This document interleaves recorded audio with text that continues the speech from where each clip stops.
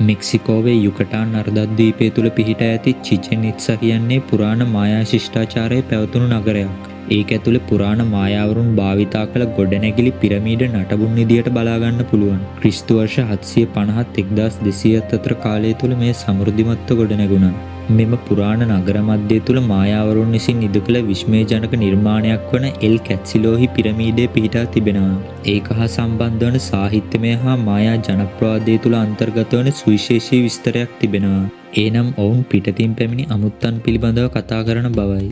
එම පිරිසට ඔවුන් දෙවියන් ලෙස සිතා වන්දනාමාන කළ බව කියන්න පුළුවන්. වැඩිදුරටත් මායා ජනප්‍රවාදය තුළ විවිධ නම් වලින් හඳුන්වන කුකුල්කාන් වෙත්සල් ක්වාටල් ලෙස හඳුන්වන ප්‍රධාන දෙවියෙක් සිටිනවා. පියාපත් සහිත හෝ පියාඹන සර්පයෙක්ගේ හැඩයෙන් මෙම දෙවියන් නිරූපණය කර තිබෙනවා. තවද චිචෙන් ඉත්සා විශේෂිත වීමට ප්‍රධාන කාරණයක් බලපානවා. එනම් මායාවරුන්ට අනුව දෙවිවරුන් පහළ වී මිනිස් සංහතියේ ඉරණම නියම කළ ස්ථාන අතර චිචෙන් ඉත්සාද පැවතීමයි. එල් කැත්සිලෝහි පවතින එක් නිශ්චිත පිරමීඩයක් මෙයට සාක්ෂි දරනවා. එනම් මාර්තු සහ සැප්තැම්බර් මාස 21 වන දින අලුයම හිරු උදාවත් සමග පිරමීඩය දිගේ ආලෝකයේ ත්‍රිකෝණාකාර ලෙස පහළට ගමන් කිරීමක් සිදුවීමයි.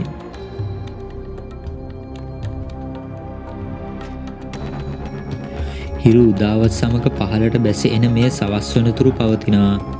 ජනප්‍රවාදයට අනුව මෙම සිදුවීම් මගින් නිරූපණය කරන්නේ කුකුල්කාන් ලෙස හඳුන්වන දෙවියන්ගේ පෘථිවි ආගමනයයි. ඔවුන් දැනුම දී ඈත අනාගතයේ නැවත පැමිණෙන පොරොන්දුව පිට අතුරුදහන් වූ ආකාරයයි.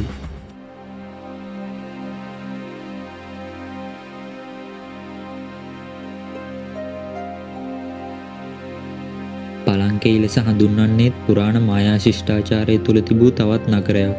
එතරම් විශාල නගරයක් නොවුවත් විස්මයජනක නිර්මාණ ඉදිවුණු නගරයක් වුණා. අලංකාර කැටයම් මූර්ති නිර්මාණ ශිල්පය හා ජල තාක්ෂණය ඒ අතරට අයත් වුණා. පලංකේ නගරයට උල්පත් ජලය භාවිතා කර දියුණු ජල තාක්ෂණයක් ලබා දුන් රජෙකු සිටියා. ක්‍රිස්තු වර්ෂ 7 වන සියවසේ රාජ්‍ය පාලනය බාරගන්නා මොහු මහා පකාල රජු ලෙස හැඳින්වුවා.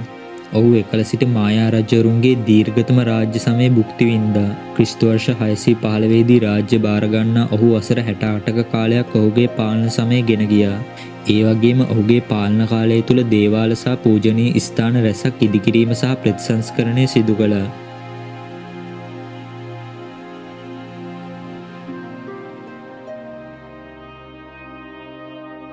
1952 වර්ෂයේ පුරාවිද්‍යාඥයන් විසින් මෙහි නව සොයා ගැනීමක් සිදු කරා. ඒ තුළින් මායාවරුන්ගේ මරණින් මතු ජීවිතය පිළිබඳ නව අවබෝධයක් ලබා ගැනීමට හැකි වුණා. එනම් දේවමාලිගය ලෙස හඳුන්වන ප්‍රදේශය කැණීමෙන් පිරමීඩය තුළ ගැඹුරු කුටියකට ගමන් කරන මාර්ගයක් හමුවීමයි. එය අවසන් වූයේ විශාල ගල් පියනකින් ආවරණය කරන ලද ගල් පෙට්ටකමක් තුළ බහා ඇති ප්‍රභූවරයෙකුගේ දේහයක් අසලිනුයි.